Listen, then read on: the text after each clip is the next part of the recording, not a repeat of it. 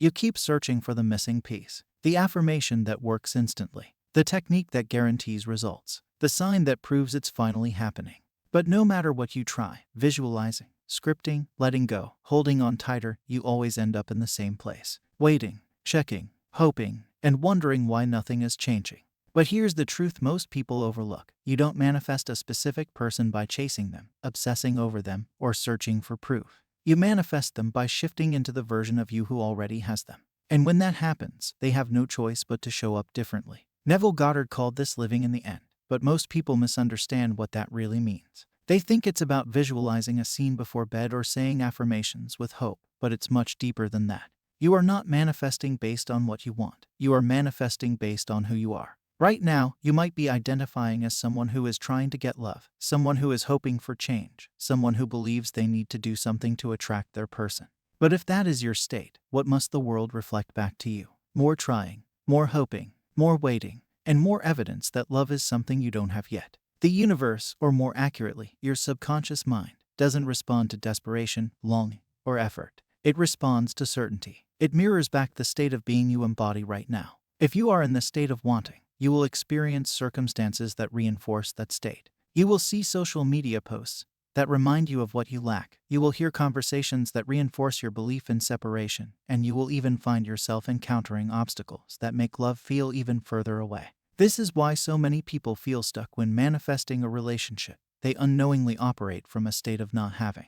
Living in the end isn't about tricking your mind with techniques. It's about becoming the version of you who already has what you desire. It means stepping into the identity of someone who is already loved, already chosen, already secure. Imagine the version of you who is in the perfect relationship. How do they wake up in the morning? Do they start their day feeling anxious, wondering if their person will text them back? Or do they move through life with ease, knowing that love is a natural part of their experience? If you were already in your ideal relationship, you wouldn't feel the need to make it happen. You wouldn't overanalyze their messages, question their feelings, or constantly seek reassurance. You would simply be in love. That is what living in the end means. It is not about forcing belief but shifting your state of being so that the outer world has no choice but to conform. This is why the most effortless manifestations happen when you least expect them, when you're not desperate, when you're not constantly checking for signs. Think about times when things flowed effortlessly in your life. Maybe it was a job offer that appeared when you stopped worrying about employment, or a friendship that deepened when you stopped overthinking the connection. The same principle applies to love. When you embody the state of being loved, the outer world arranges itself to reflect that truth back to you. So the real work isn't in forcing a person to show up, nor is it in obsessing over techniques. The work is internal. It's in stepping into the identity of the person who already has love, not as an act, but as a way of being. Because the moment you become that person internally, the world around you has no choice but to follow. Your specific person is not outside of you. They are simply playing a role in your consciousness, reflecting your inner world.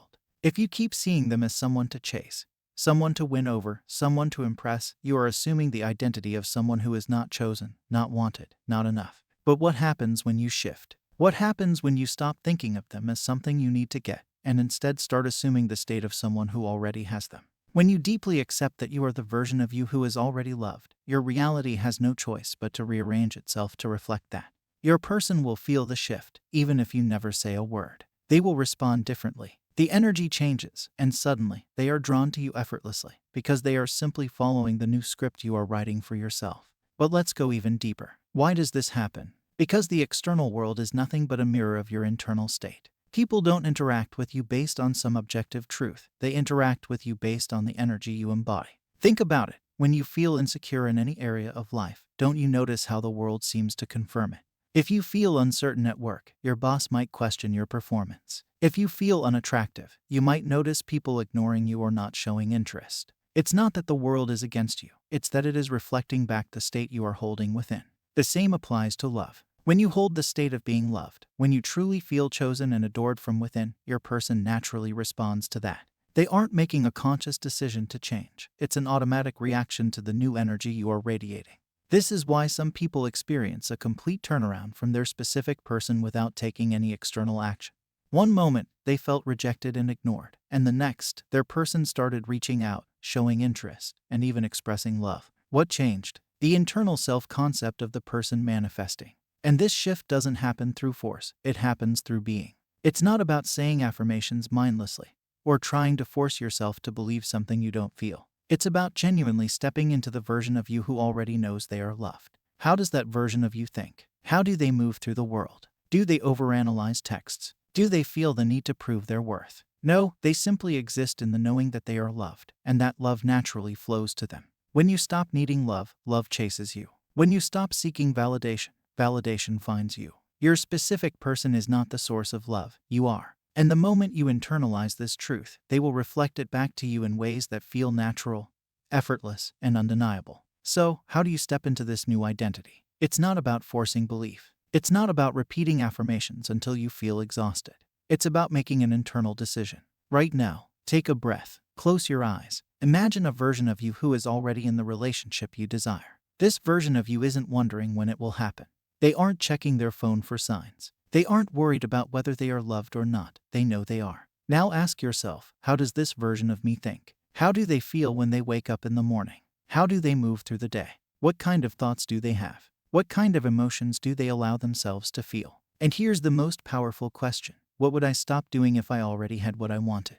Would you stop checking for signs? Would you stop overanalyzing their every move? Would you stop feeling anxious about where things are headed? Because the version of you who already has them wouldn't be doing any of those things. And the moment you stop, you step into a different state, a different reality, one where love is inevitable. But let's take this further, because living in the end isn't just about stopping old behaviors. It's about embodying new ones. The version of you who already has their person wouldn't just stop worrying. They would naturally start experiencing life from a place of peace, confidence, and fulfillment. So what would you start doing? Would you wake up feeling excited about your day, rather than anxious about your love life? Would you focus more on your own happiness, passions, and goals? Would you spend less time thinking about them and more time enjoying your life? Because the person who already has what they want isn't sitting around waiting, they are living. They are being the version of themselves that naturally attracts love, rather than chasing after it. And here's the secret, when you shift into this state, your person feels it. Even if you take no external action, they sense the change. They notice the difference in your energy, in your presence. Maybe before, they felt pressure, desperation, or uncertainty radiating from you. But now they feel your certainty. They feel the calm, magnetic energy of someone who knows they are loved. And that energy draws them in effortlessly. This is why people often experience sudden movement in their love life when they finally let go of the struggle. The moment they stop trying to force things and start living as if their desire is already fulfilled, their person shows up. Not because they begged for it, not because they chased it, but because they became the version of themselves who naturally receives love. So, ask yourself again, what would I do today if I already had the love I desire? And then, do that. Not as a trick, not as a test, but because that is who you are now. And the world will follow. This is where most people get it backwards. They think they need their specific person to change, to text first, to apologize, to show up differently. But your SP is not the cause, you are. Your inner state determines the outer reflection. If you want them to show up differently, you must become the version of you who naturally experiences that. Not by forcing them, not by manipulating circumstances, but by shifting the one thing you actually have control over, yourself. And when you do this, something magical happens. You stop needing them to act a certain way, and because of that, they do. You stop trying to get love, and because of that, you receive it effortlessly. You stop feeling like love is something outside of you, and because of that, it flows to you in ways you never expected. But why does this work? Because relationships, like everything else in your reality, operate based on the energy you bring to them. When you focus on needing someone to change, you are still operating from lack. You are still affirming to yourself and to the universe that something is missing, that something needs to be fixed. And as long as you hold that state, your world will continue reflecting it. Think about it. When you feel truly secure and loved, do you analyze every little thing your person does? Do you wonder if they will stay? Do you need constant reassurance? No, you simply know that you are loved, and because of that, you experience love in its most natural form, without resistance, without struggle, without doubt. But when you come from a place of fear, insecurity, or desperation, that energy is felt. Even if you don't say a word, your SP picks up on it.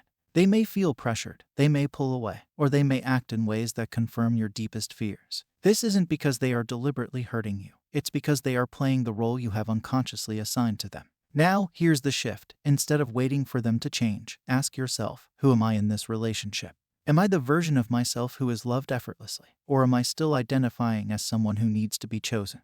Because the moment you step into the knowing that love is already yours, your entire dynamic changes. Suddenly, your SP is drawn to you, not because you begged, not because you chased, but because your energy became irresistible. Love flows where there is no resistance. When you stop looking at them as the source of your happiness, they feel the difference. They sense the shift. They find themselves wanting to be around you more, wanting to connect with you, wanting to choose you, because they are now reflecting your new state of being. And this is the ultimate truth: they were never the source of your love. You were. The moment you recognize this, you reclaim all your power. And once that happens, love is no longer something you try to get, it's something you naturally are. Let's talk about the real reason so many people struggle to manifest love: attachment.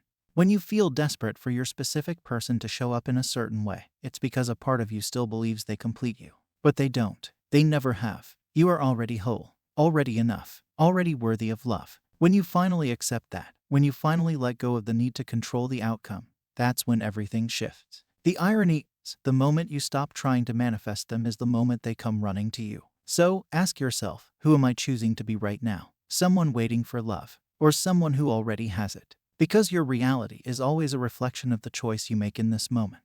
If you've been struggling with this, if you've felt stuck in cycles of wanting, hoping, and waiting, this is your sign to stop, to shift, to make the internal decision that you are already the person who has the love you desire. Because the moment you do, reality will have no choice but to reflect it back to you. And if you want to go even deeper into this transformation, if you're ready to fully step into this new identity, my next video is going to reveal something that takes this shift to the next level. Click on the first video that now appears on the end screen.